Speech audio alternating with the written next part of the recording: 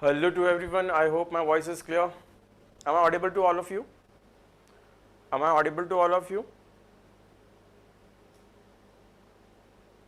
Am I audible? Okay, so let's start today's session without wasting any time. Today is the last session of the metrology. Okay, the most important metrology part we have covered. Okay, just a minute.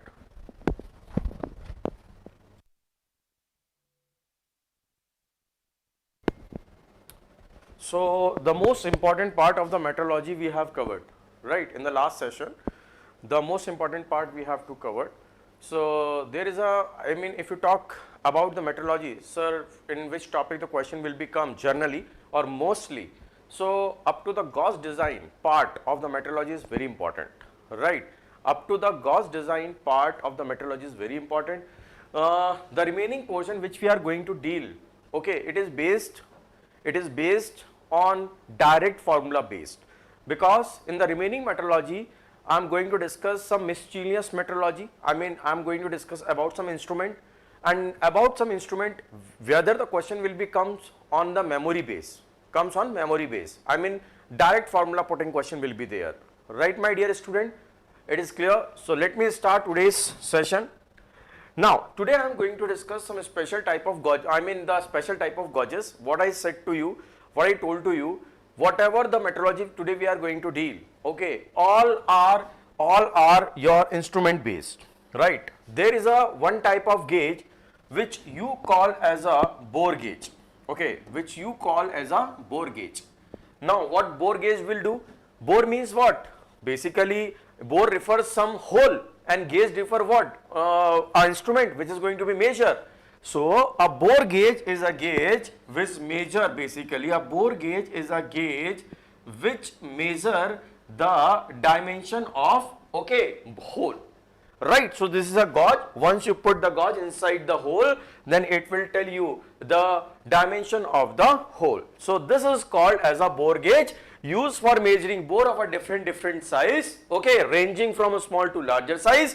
Here the plug is adjustable, so according to the size of the bore, okay, according to the size of the hole, the plug of the gauge is going to be adjusted, okay, adjusted. The next is, my dear, dial indicator. Dial indicator generally used, okay, dial indicator generally used to compare the standard workpiece to the other workpiece. Okay, now what is the standard workpiece here? Generally we compare the height of the standard workpiece to other workpiece, right?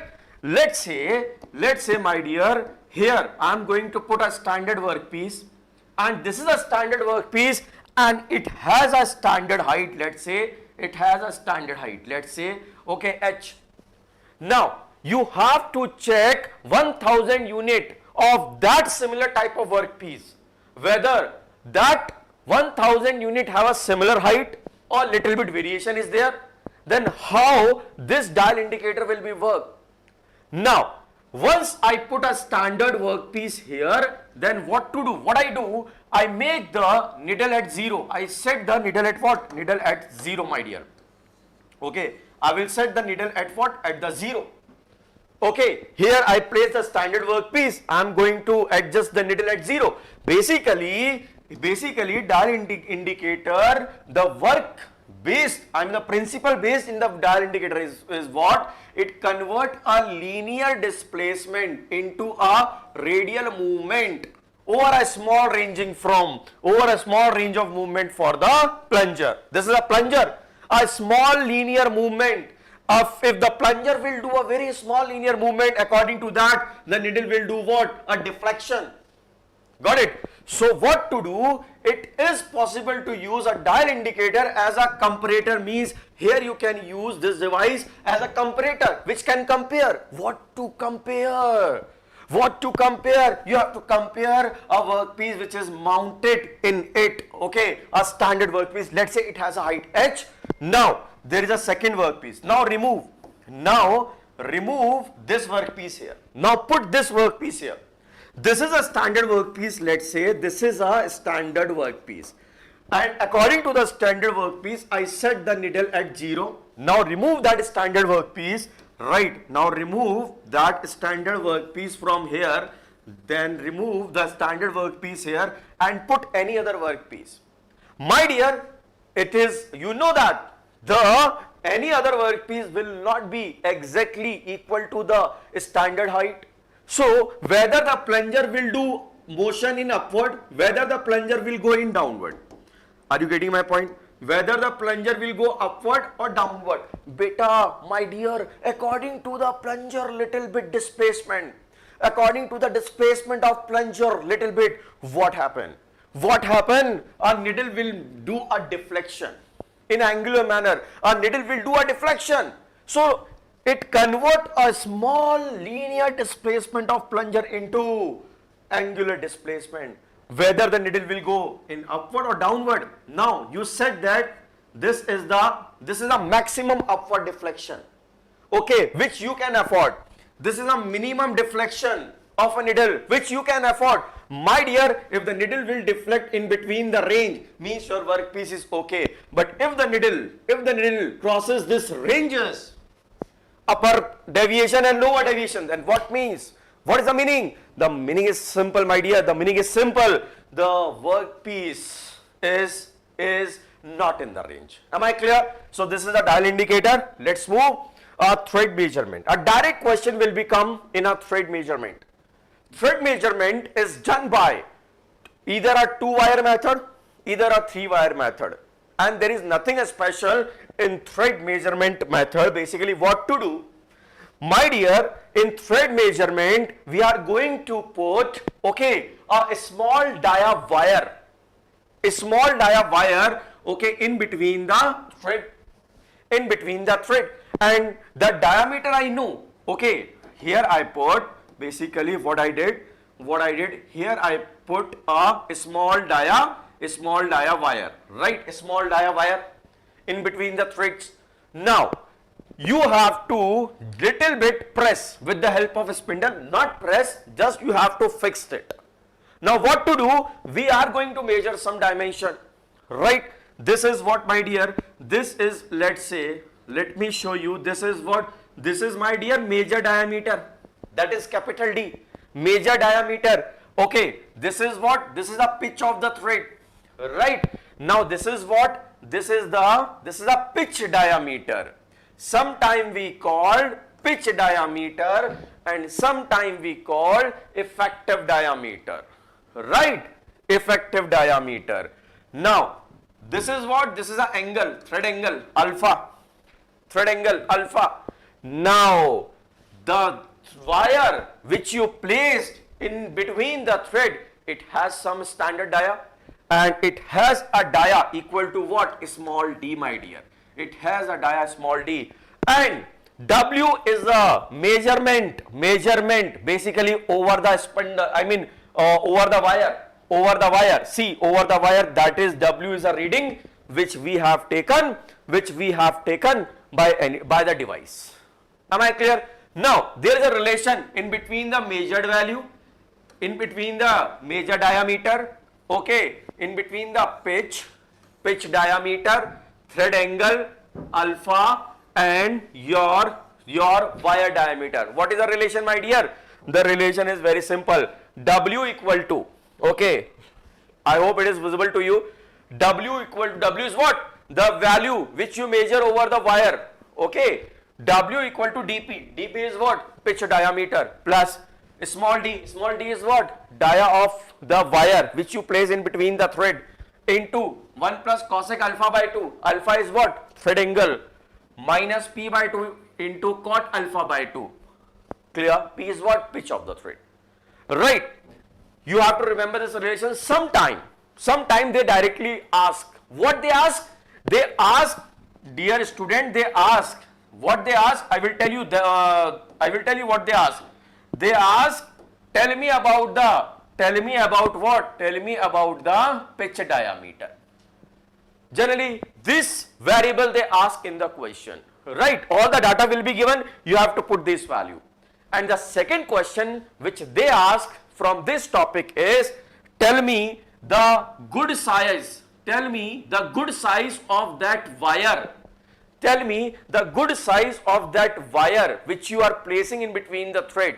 Okay, the good size means the best wire which give a good experiment, right, which give a good experiment. So what is the best size of that wire? My dear, you have to remember the best size of the wire is, okay, p by 2 sec alpha by 2. Am I clear? So either you can take a screenshot or either you will write, because just after that I am going to give a question. Either you take a screenshot or write this formula 1 and formula 2, so that I can give you a question and so that you can solve the question. So what you are doing, are you taking a screenshot? If you are, then please take as fast as possible.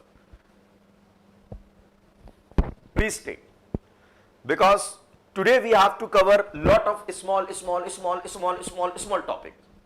Maybe I will miss any one of them, but I will try that I should cover all the topic.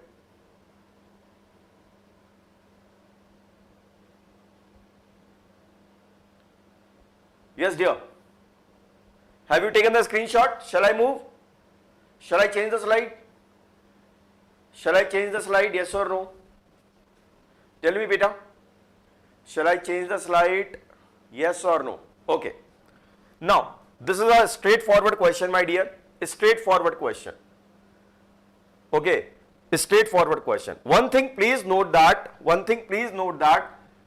if the thread angle is not given in the question, the standard according to ISO, the standard thread angle is what? The standard thread angle will be 60.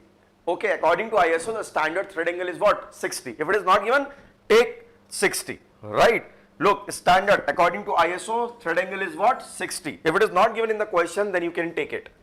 Now, 2, please solve this question.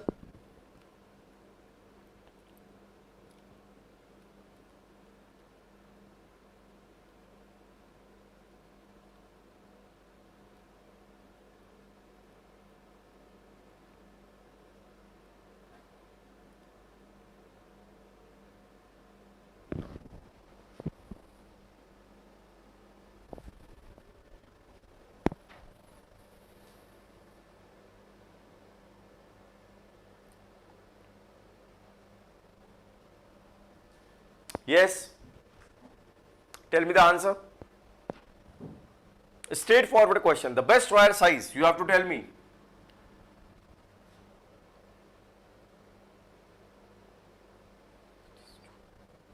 You have to tell me.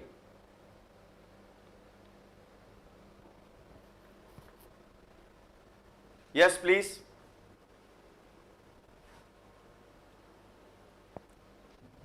Tell me, my dear. But a best wire size formula is what? Simple, na? P by 2 sec alpha by 2. Am I right or not? Best wire size is P by 2 sec alpha by 2. Right? Now you are wondering what is the pitch. My dear, it is a nomenclature. When you write about some thread, M16 2x, here this represent, what this represent is pitch.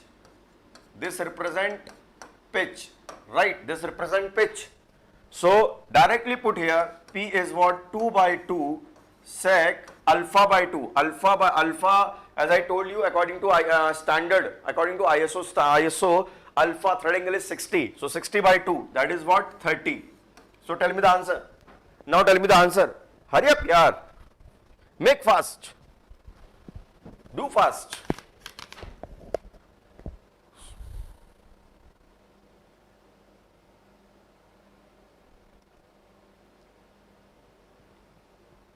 .15 something is coming, that is option A. Huh? How a 2 will become here? Option A. Dhruv Singh, straightforward, na?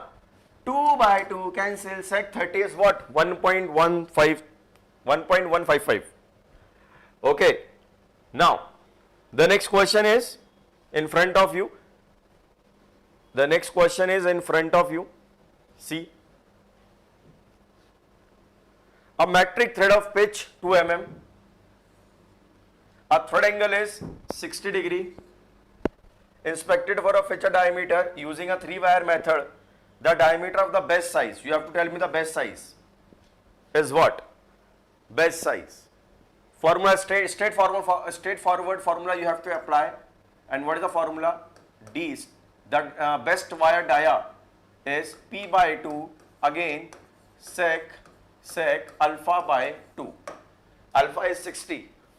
Tell me yaar, alpha is 60. So, see, P by 2, sec alpha by 2. P is what? 2, 2 by 2, sec alpha by 2. Alpha is 60 by 2. So, it comes again 1.1547. Here it comes option C. Am I clear? Am I clear to everyone?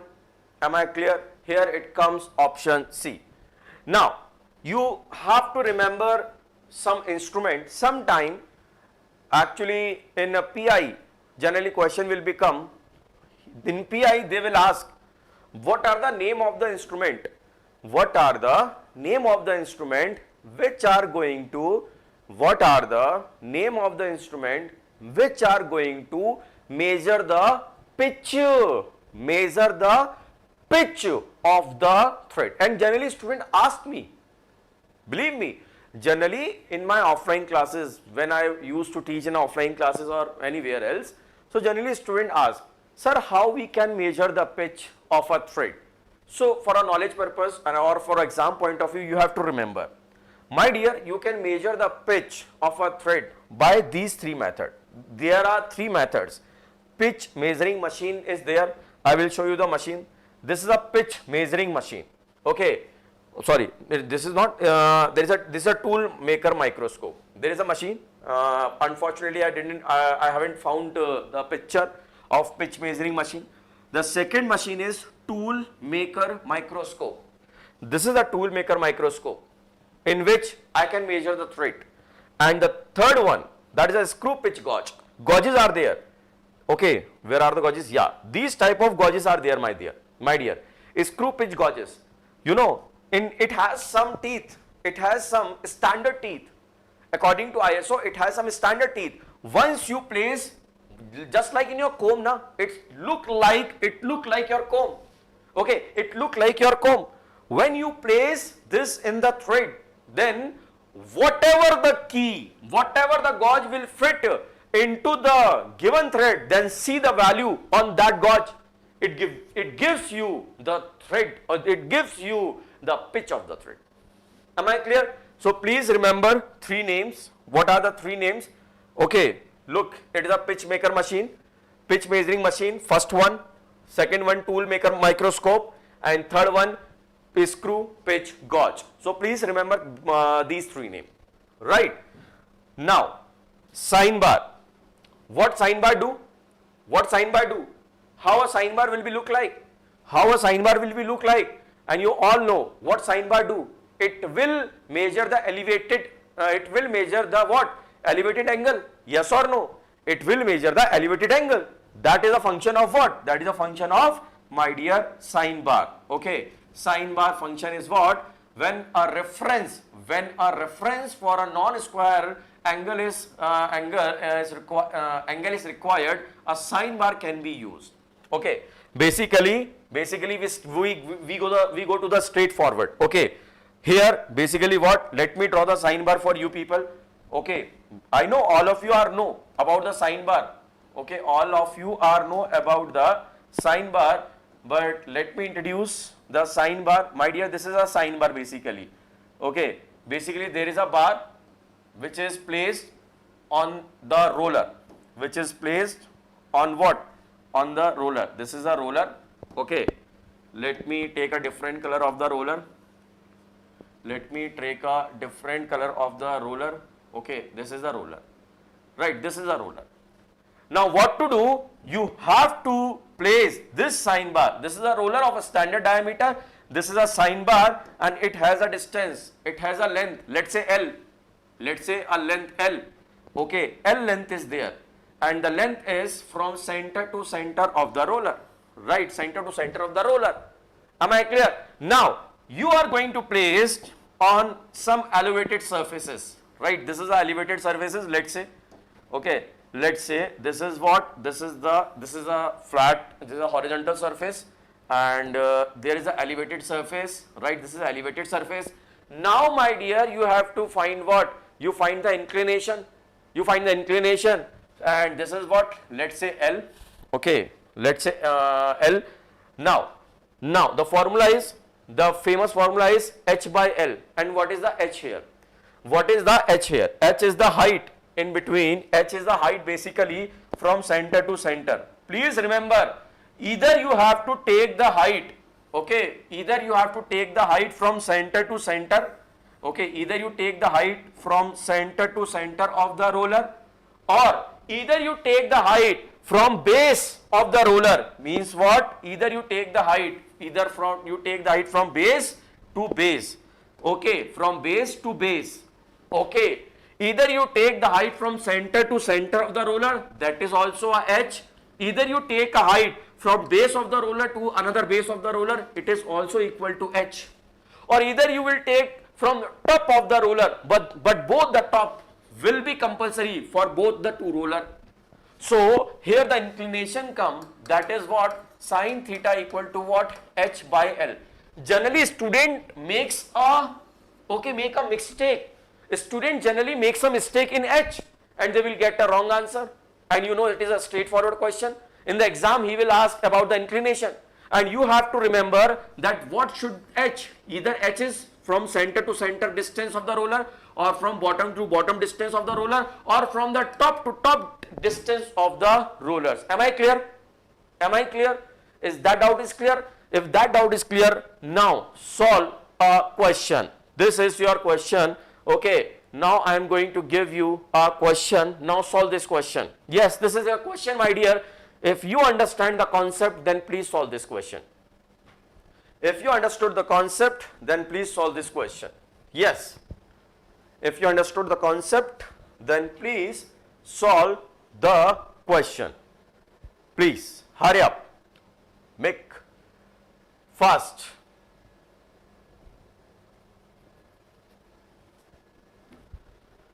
A sine bar has a length is given. Length is given, means it is what? L.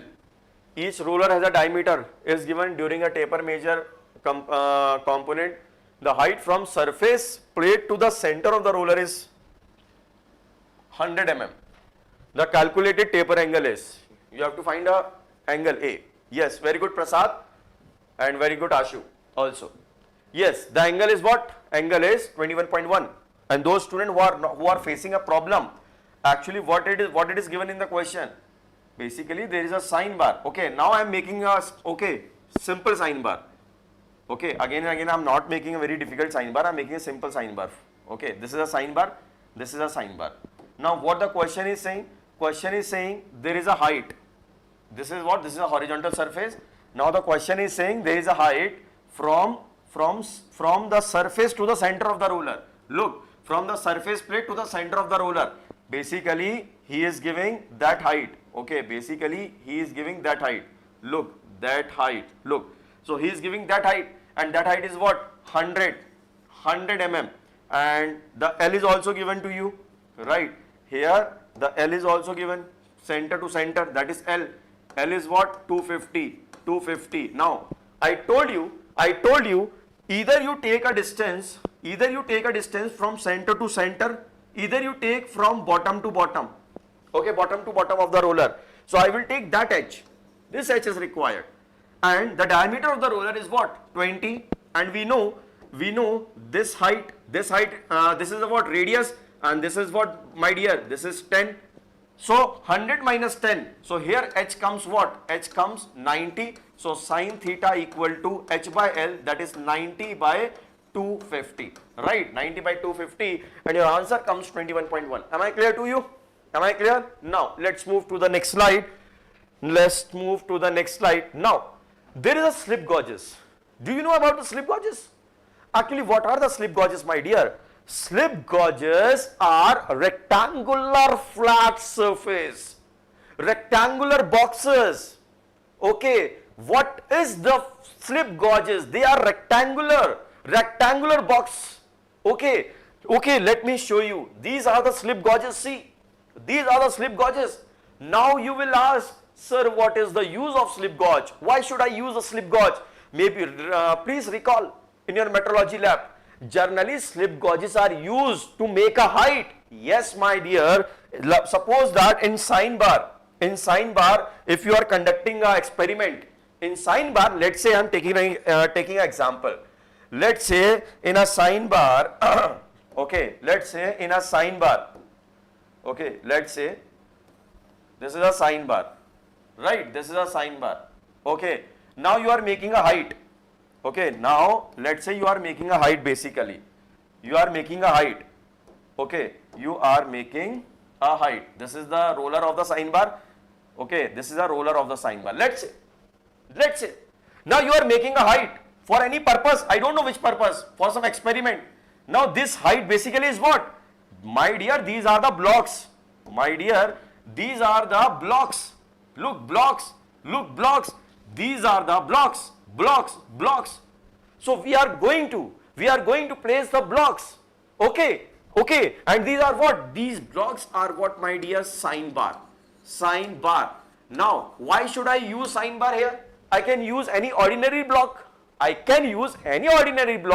To make the height. Why should I use the sine bar? My dear student, you are conducting an experiment, and if you use any ordinary block, then the surface roughness of what? The ordinary block is very rough. It has a the block will be very rough. If there will be a roughness in between the block, then there will be an error. Are you getting my point or not? Suppose that if you place any ordinary block, let's say this block and this block, okay, now there is what? There is a surface roughness. Look, this is a surface roughness, and because of the surface roughness, what happened? Because of this surface roughness, a gap will become in between the block and the error will become in the height. Am I clear? So what to do? We use a sine bar.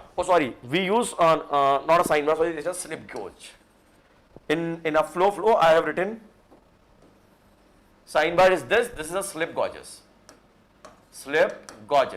Okay, slip gauges. So to make a proper height, okay, we use what? A slip gauges. Why? Because slip gauges has a very low roughness.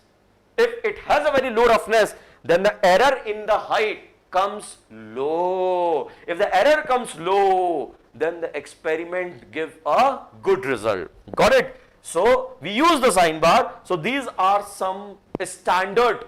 These have some standard height, and these have some standard height, and these are in the shape of rectangular block. Just like your matchstick. It will be look like this, and it has a standard number. Okay, generally in our lab we use 88 pieces of slab gauge. Generally in metrology lab, okay, generally in a metrology lab we use 88 pieces of the 88 pieces slip gauges. Means in a box generally I use a slip gauge which has a 88 numbers. Am I clear? And those 88 number of slip gauges have a standard height. And by using that standard height, you have to make any height. You can make any height by using that standard number of blocks.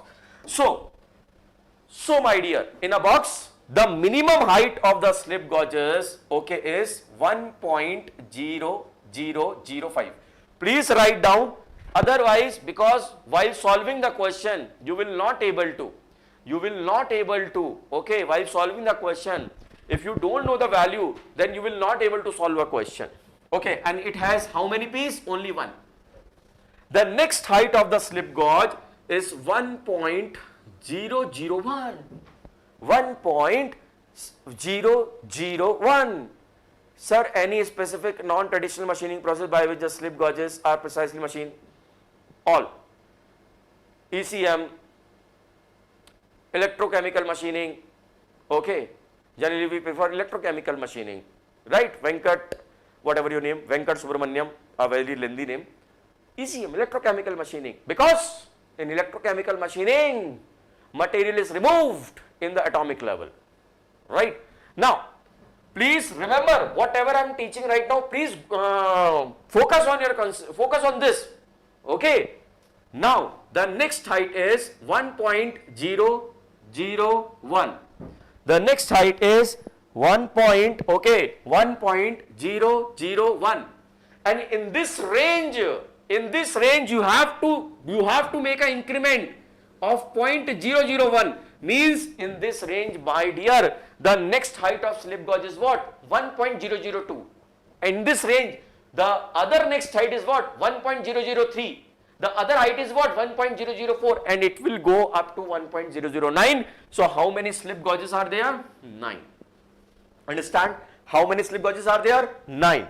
Now the next range of the slip gauge is 1.01, and here the increment is 0.01.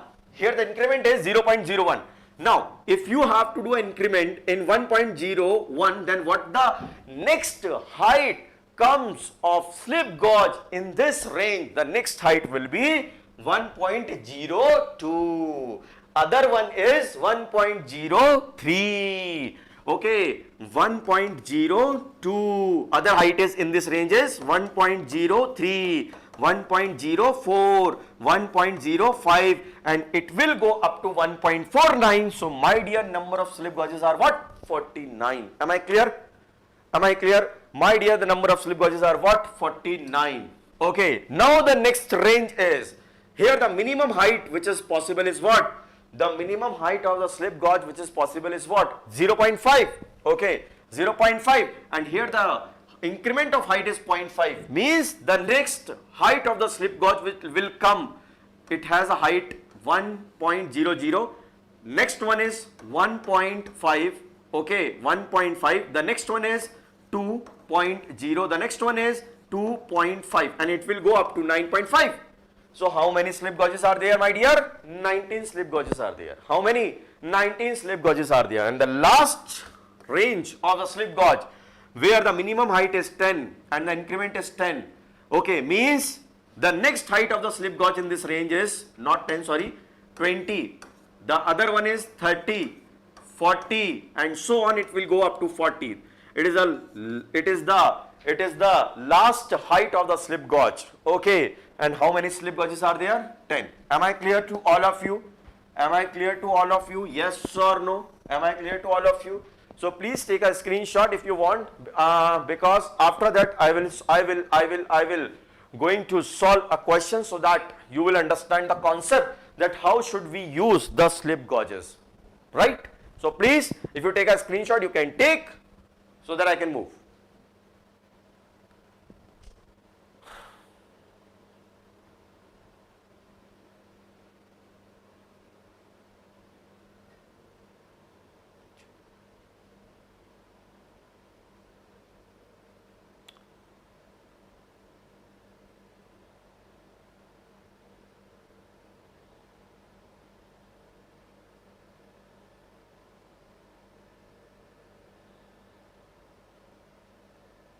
Have you taken the screenshot?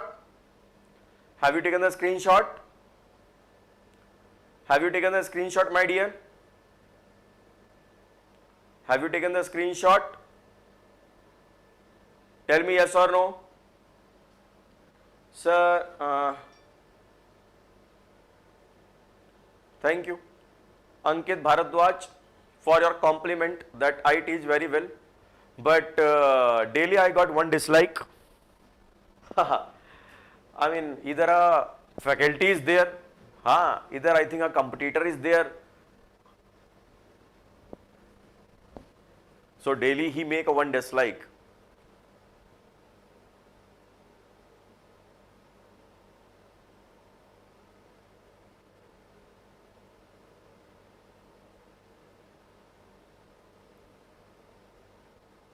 Yes, okay. Now, my dear, there is one rule. As I told you, the roughness of the slip gauge, roughness is very low. Means it will be used it will be manufactured by very costly method like non-traditional machining method, like any method can be there. It means the manufacturing cost, if the roughness is very low, means surface finish is very high. It means manufacturing cost is very high. Manufacturing cost is what? Manufacturing cost is very high. Very high. So, during using the slip gauge, you keep one point in your mind. If you are using a slip gauge, please remember one point. You have to use minimum number of slip gauge. You have to use minimum number of slip gauge. Minimum number of slip gauge. Slip gauge. You have to use minimum number of slip gauge to make any height or in any experiment. Why? My dear, if you use maximum number of slip gauge, then there will be more wear and tear. Suppose that I have to make a height 50 mm. Okay, 50 mm. I have to make a height 50 mm. Let's say, okay, or 50.25 mm. Let's say I have to make height 50.25 mm by using the previous slip gauges or by using these slip gauges, the combination of slip gauge. Okay, here Rishabh Kumar says to me, sir, I am using 8 slip gauge. Okay, I am using 8 slip gauge and I am able to make this height. But here Sanjay Rawat told me, sir, I am using only how much slip gauges? 6. So here this is most preferable, because the wear and tear will take place only in between the slip gauges, only in between the 6 slip gauges. Only in between the 6 slip gauges, my dear. But here if you use a 8 slip gauges, okay, if you use a 8 slip gauges, then what happened? The wear and tear will be take place in 8 slip gauges.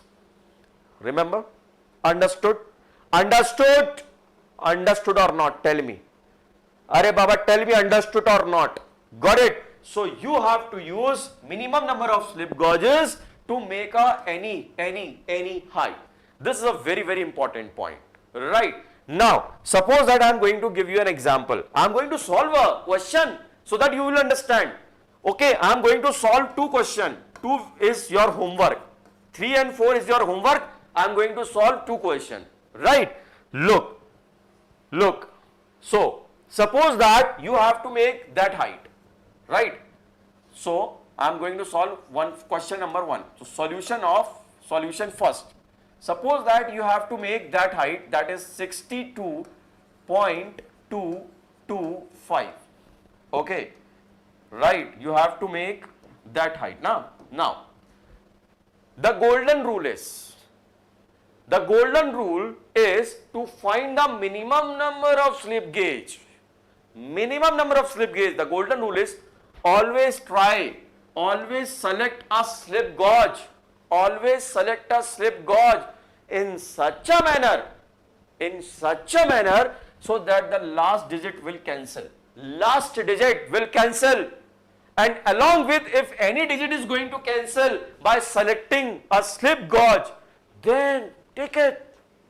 Now tell me, which height of slip gauge is possible here? Because after point 225 is coming. So according to me, okay, my dear, according to me, okay, what I am doing here, I am going to make a copy, right? And here I will solve a question. Let's say solution. Okay, and I am making it little bit smaller. Okay, solution of 1, that is 62.225, right? Now you have to make the height by using this combination of slip gauge. My dear, what I told you, the golden rule, always try to select a slip gauge. Always try to select a slip gauge in such a manner so that the last digit will cancel. Along with, if any digit is cancelled, then take that slip gauge. My dear, I think this slip gauge, which in this range, a slip gauge will becomes in this range. I mean 1.005. So right here, okay, right here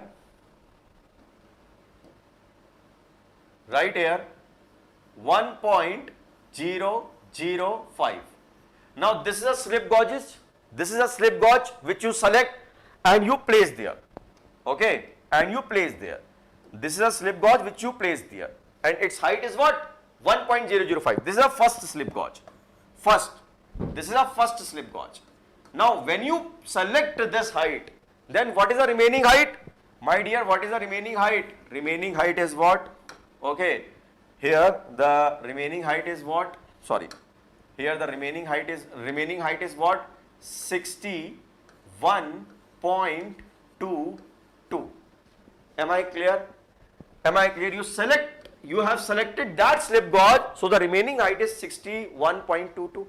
Now select a slip gauge in such a manner so that the last digit will cancel. Last digit must be cancelled along with, if any digit is going to be cancelled by a single slip gauge, then take that one. But the primary requirement is your last digit should be cancelled. Okay, you should choose a slip gauge. You should choose a slip gauge in such a manner so that the last digit must be cancelled. If along with that any digit is going to be cancelled, then take it. Now tell me which slip gauge. I think I will go in this range. I will go in this range. A student will tell me, sir, I will use which one? I will use, sir, 1.02. 1.02. Look, 1.02. Yes, you can use, but one student is going to be tell me, sir, I can use 1.22. 1.22. 1.22 comes in this range or not? Tell me, 1.22 comes in this range. Which slip gauge I will prefer? This, because a single slip gauge cover more height. So I will select 1.22. 1.22. Right, 1.22. So you have selected the second number of slip gauge. Okay, you have selected the second number of slip gauge. This is a second number. Let's say this is a second number. So what is the remaining height? Remaining height is 60.00. And the 60 mm height you will achieve in this range. So the third slip gauges is what? This is the third slip gauge. So the remaining height is 0. Simple. So how many slip gauges you use, my dear? How many slip gauges you use? 3. 1, 2, 3. Got it? Yes or no? Got it? Yes or no? Tell me. Got the concept? Tell me, Baba. Got the concept? Yes or no? Yes. Now, I am going to solve one more question for you people. Right? I am going to solve one more question for you people. Now, what is the next question? The next question is 74.315. Right? 74.315. The solution. Solution 2. That is 74 let me see the question. 74 point, which one? 315. Okay, 315 mm. Now, it is clear. After point at the third place, you have to cancel the last one. So, it will come in this range. Look, 1.005 will become here. So, 1.005. Right. So, it comes 73.31. Okay, this is the first slip gauge. It is the remaining height. Now 73.31. Okay, point at the second place. After the point at the second place, a digit comes 1. So I will go in this range. So I can select either 1.01 or I can select either 1.01, I can select 1.11, I can select 1.21, I can select 1.31. Which one I will select? This possibility will comes in this range, my dear. this possibility will comes, this possibility will comes in this range. I will select this one because a single slip gauge will cover a large height. So the preferable slip gauge is 1.31. Okay, this is a second number slip gauge. The remaining height will be what, my dear? 72. Now 72.00. Now 2 will become in this range, my dear. 2 will become, okay, 2 will become in this range. See, 0.5, then 1, 1.5 and 2. So in this range 2 mm slip gauge will be achieved. So the remaining height, this is the third and it is what, 70. So the fourth slip gauge is what, 70. This is the fourth slip gauge. So how many slip gauges are there? 4. Am I clear? So you will try by yourself remaining 2 questions. These are the remaining 2 questions which you can try by yourself. This is your homework. Right, this is your homework. Now, a question came in 2008, I think. Let me see the question. First of all, yes, 2008 PI. It is directly the question is directly taken from the experiment. The question is directly taken from the experiment. Okay, and the experiment is what? The experiment is measurement of taper on one side. Basically, we are going to measure a taper surface, and a diagram I am going to draw here. Not to worry. Diagram I am going to draw here. Okay, just a minute. I am making it little bit small. Now, let's say there is a surface. Okay, let's say there is a surface. This is the fixed surface and there is an elevated surface, right? This is what, let's say,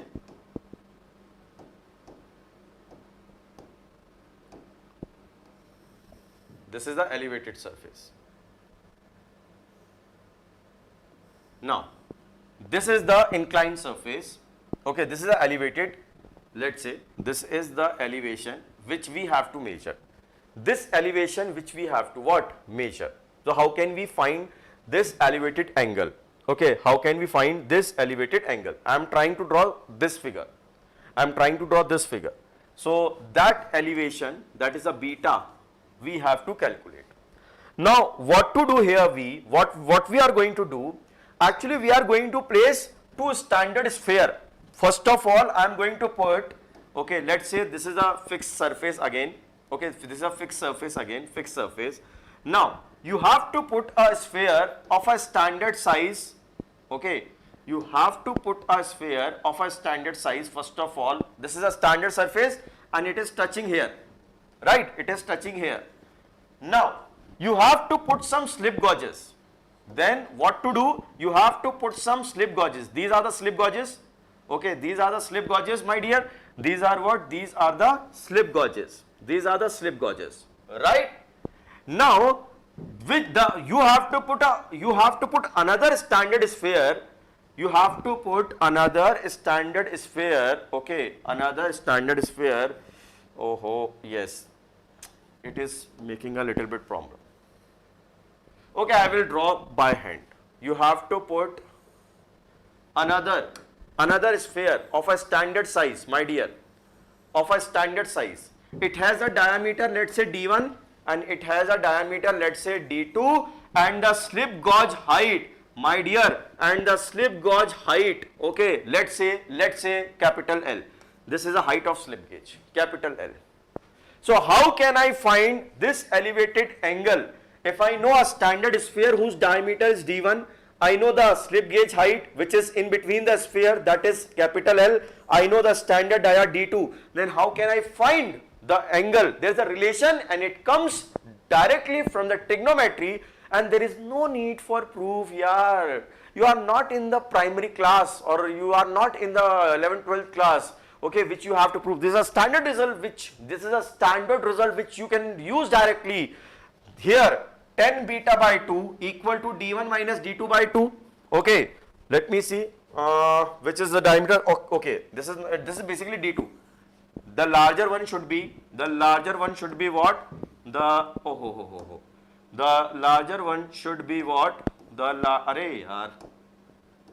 Yes, the larger one should be, this is basically The larger one is sphere is D1 and the smaller one is what? D2. Yes. Now please see. Tan beta by 2 equal to D1 minus D2 by 2 divide by D1 plus D2 by 2 plus L. This is a formula. You get tan beta by 2. Once you get tan beta by 2, okay, once you solve, you will get the value of what? You will get the value of beta. Am I clear? Am I clear? If I am clear, and if you want to take a screenshot, you can take a screenshot of this formula, because in the next slide there is a question which you have to solve. Please take a screenshot if you want, so that I can change the slide. Please take a screenshot if you want, so that I can change a slide. Please do fast, because there are 52 slides are there, and yet I have covered only 26 slides. Okay, I have covered only 26 slides. 50% slides are still remaining, and the time is going to up. Right. Have you taken? Okay. So this is a question, my dear. See, this is a question which came. It came in a GATE 2008 PI paper. Okay, PI paper basically. You have to find the theta. You have to find what? You have to find the theta. Right. So an experiment setup plan to determine the taper of workpiece as shown in figure. If the two precision ruler radii 8 and 5 means D1 is what? 16 and D2 is what? D2 is 10, and the total thickness of slip gauge inserted in between them, it means capital L is what? Capital L is what? 15.54 mm, my dear.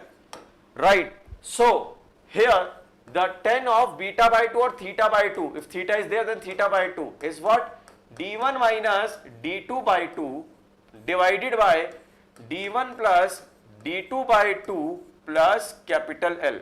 So my dear, tan of theta by 2 equal to D1 minus D2 means 16 minus 10 by 2 divided by 16 plus 16 plus 10 divided by 2 plus 15.54. So you will get the value of theta. You will get the value of theta, and I hope it will become, I think, 12 degree. Please see the answer and tell me. Please solve this. I hope the answer is what? The answer will be 15 degree. Okay. No, sorry, 12 degree. Tell me the answer. What is the answer? D? Yes, D is the answer. Look, this is a very simple question. You can solve. This is a homework for you people. Now, sometime you have seen that in an engineering drawing, we have to represent, okay, some parameter by symbol like roughness, surface roughness, height, surface roughness width, okay, maximum roughness, minimum roughness, okay, what will be the what will be the layout direction, what will be the maximum roughness width, all things will you have to represent, okay, in engineering drawing. So by this symbol you are going to represent the parameter. What are the parameter? Maximum waviness height. I mean, there on a surface, on a machining, sometime a waviness will become. Okay, so maximum waviness height. Okay, here it gives you what? Minimum waviness height. Okay, now this gives you what? Here maximum roughness width. Right, maximum roughness width, and this will tell you the layout direction. I will tell you about the layout. Don't worry, lay direction. Now here on the symbol, this will tell you the maximum roughness. Here this value will tell you the minimum roughness. Got it? Here this value represent maximum roughness on a surface. Here this value will tell minimum roughness. This value will tell maximum roughness width. Roughness has some width, and maximum roughness height and minimum roughness height. Am I clear? Am I clear? Now see the question. It came in GATE 2017. Look, in GATE 2017. Looks the same question is there. Okay, what he is asking? A machine surface with a standard symbol indicated. The surface structure is shown in figure. All dimensions in the figure are in micrometer. The waviness height, my dear, the waviness height. Okay, the waviness height you have to tell me. The waviness height, okay. You have to tell me the waviness height. Basically, the maximum waviness height is what? This. So in this symbol, maximum waviness height is what? This. So answer is what? B. Am I clear? Am I clear? So the answer is what? Answer is B. I hope you understand. Right. Now, lay direction. Actually, what happened? What is a lay direction, my dear? Lay direction basically the footprint of tool. Like suppose if you are doing a process, a machining, that is a shaper, planer, slaughter, then tool will move along the length of the workpiece. Then in this way the tool marks will become along the length. So this is the marks of tool along the length. It is represented by equal. Okay. Suppose that if you doing shaper, planer, slaughter, if you doing machining in shaper, planer, slaughter, but this time you are machining across the width, then this is represented by this sign. If you are doing a knurling process, honing process, okay, knurling process, honing process, okay, so this type of texture will become on the surface. It will represent by cross.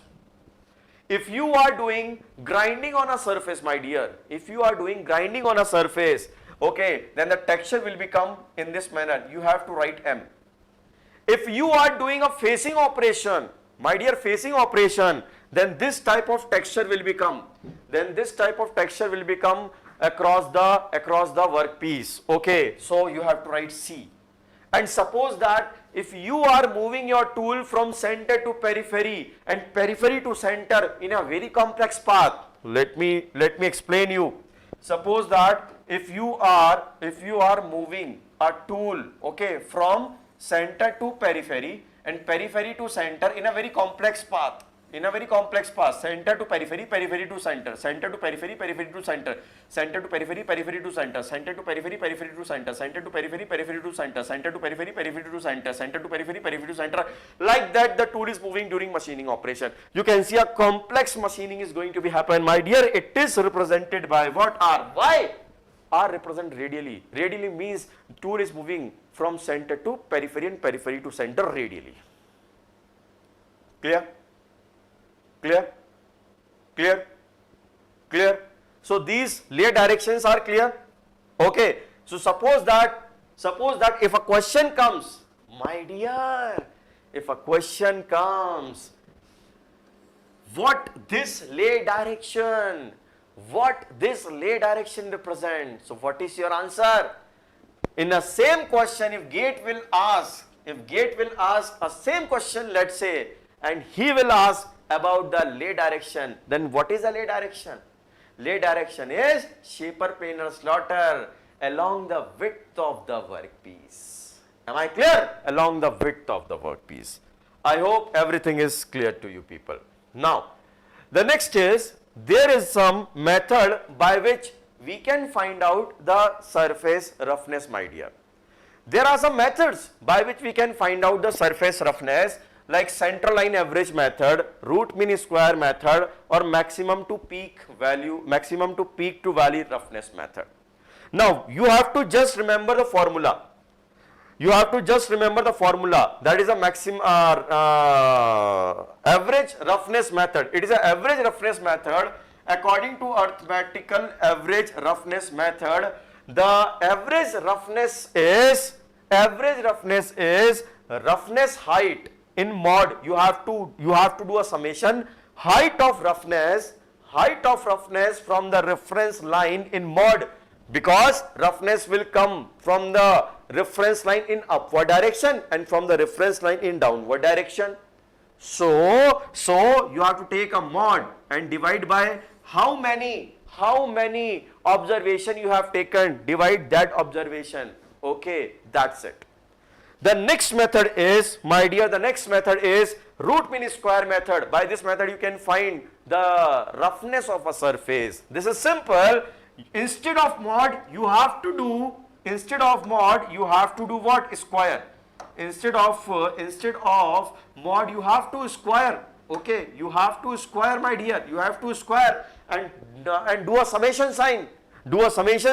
Then divide by n number of what? n number of observation and take under root. Simple. And a straightforward question came in your GATE exam is this. In GATE PI 2016. In GATE PI 2016, my dear. In GATE PI 2016. See, what is the answer?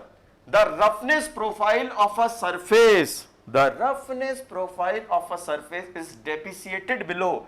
Here, my dear, this is a reference line. This is a reference line. Above the reference line, roughness is there. Below the reference line, roughness is there. Okay. And above and below, the roughness height is 2 micrometer. Okay. Above and below, the roughness height. Above is 2 micrometer roughness and below is 2 micrometer roughness. You have to tell me the surface roughness parameter, and here basically generally we use a average roughness. Average roughness is what? 2. Yes. Venkat Subramaniam. Yes. Because all the roughness height is 2. If you take n number of units, if you take n number of observation, 2 is the height. Okay. If you take n number of units, divide by what? Divide by n. So it will become what? 2. So answer is what? 2. Simple, straightforward. 2 microns. Very good. Very good. Okay. Very good. Now, the next is miscellaneous metrology. My dear student, here a straightforward theoretical question will become. Here straightforward a theoretical question will become. Only theoretical, no numerical question will become. What is the theoretical question? Like there are some special type of metrological instrument, okay, which you have to remember. Our instrument name is clinometer. Our instrument name is what? Clinometer. What a clinometer will do basically? Clinometer basically measure the tilt surface. The tilt surface. How much tiltness is there? Right? How much tiltness is there? Okay. It is an optical device measuring elevation angle above the horizontal, means same. Tiltness means the meaning is same. Tiltness. So what is a clinometer, my dear student? This type of instrument is there, a clinometer. It is a non-optical device. Sorry, it is an optical device which measure by this. If you see, this is the device by which we can measure the tiltness. And this is a D basically. This is a D. I will draw. This is a D. Okay. In geometry, you will use a D na? This is a D, my dear. Okay. This is what? This is D. Okay. And on this D, there is pin. According to this optical device, the needle will move. The needle will move. The needle will move. And you will tell the angle. That is tilt. Am I clear? So clinometer measure the tiltness. Autocollimator. My dear, autocollimator do the same thing. Okay. It is also do a same thing. Autocollimator. It is an optical instrument for non-contact measurement of an angle. It also measure the tilt. It also do a tilt measurement. A very small angular deviation on a flat surface you can measure, means this type of instrument is there. My dear, how can you use? I will tell you. This is the autocollimator, my dear. I will make it little bit large. I will make it little bit large. My dear, this is the autocollimator, right? And this is a surface whose tiltness I want to measure. Whose tiltness I want to measure by this autocollimator. Okay, this is an optical device. See, this is an optical device, and this is an eyepiece. This is an eyepiece. From here, I can see. This is an eyepiece. Now, what I do? Okay, this is a reflector, right? This is what, my dear? This is a reflector. So let me draw. What to do? What you do? And this is a reflector which you placed on a flat surface. You falls a light on this reflector. If that reflector reflect the light on a same path which you observe in an eyepiece, it means there is no tiltness, because you are falling a light on a path and the light will come on a same path. It means there is no tiltness. But suppose that if the same light, my dear, if the same light will follow a different path, okay, will follow a different path, either in this or either in this, it means what? there is a tiltness either in this direction or either in this direction. Thus, this surface either tilted in this way or either tilted in this way. Am I clear? So, autocollimator again measure the tilt, okay, tilt measurement. Clear? Please remember, this is the autocollimator. Okay. Look, an autocollimator is used to measure the flatness error, compare unknown, measure a small angle displacement on a surface A. Got it? Option A is there. Now the next one is laser scanning micrometer. My dear, what to do in laser scanning micrometer and why should I use? Before explaining this topic, let me create a situation in front of you. Let's say you are making a workpiece from machining and you are making a very complex profile through machining and the workpiece is very heated. Now you want to measure the dimension of that workpiece.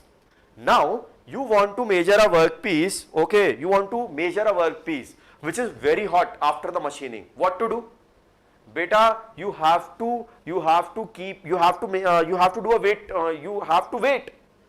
wait because the workpiece is heated. How can you touch directly?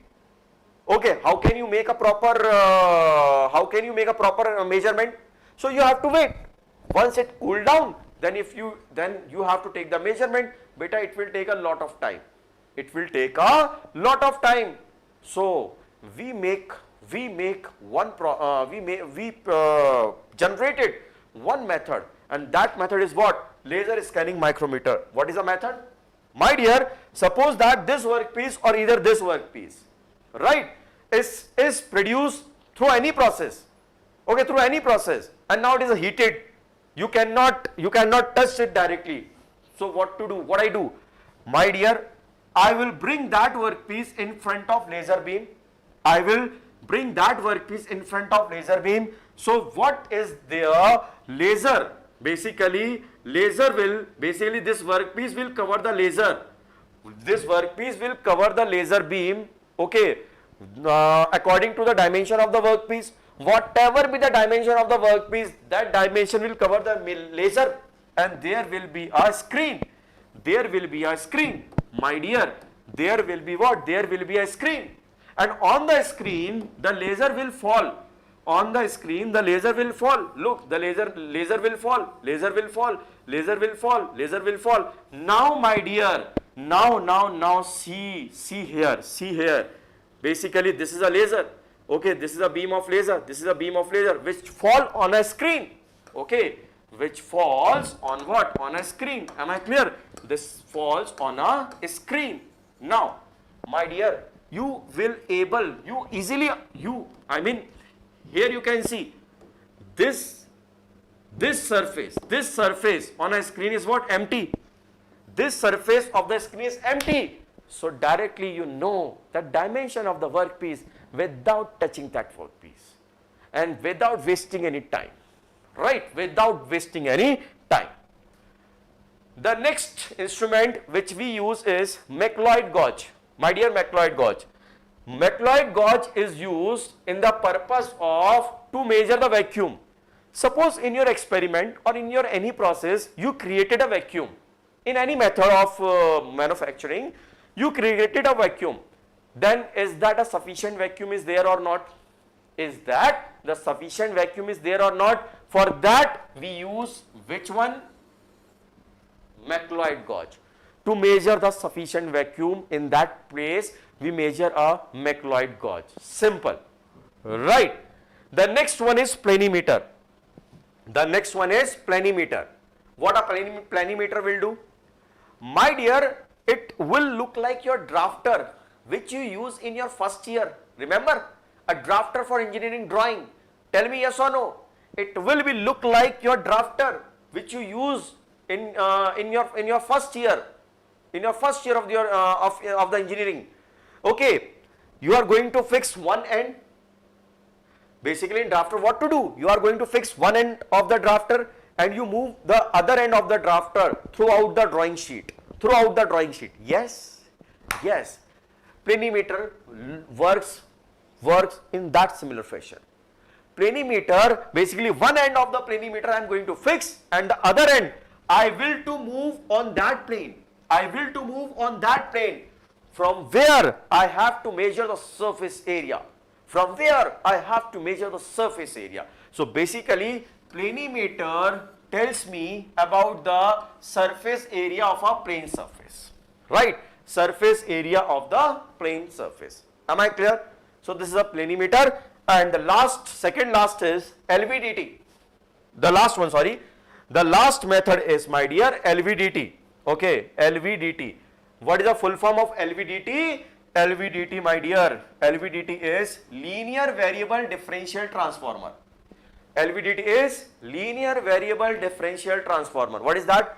Basically, it is a hybrid type of instrument. What is a hybrid type? Hybrid type is, it is an electromechanical transducer. What is electromechanical transducer?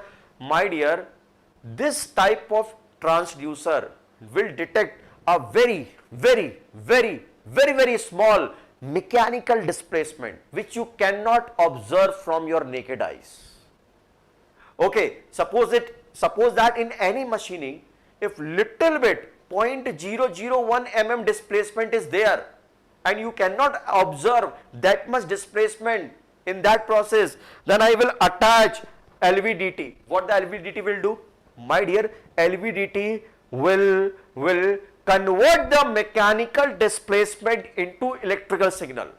Convert the mechanical displacement into electrical signals. If very little bit displacement is there, if very little bit displacement is there, then the electrical signal will produces on the basis of the displacement.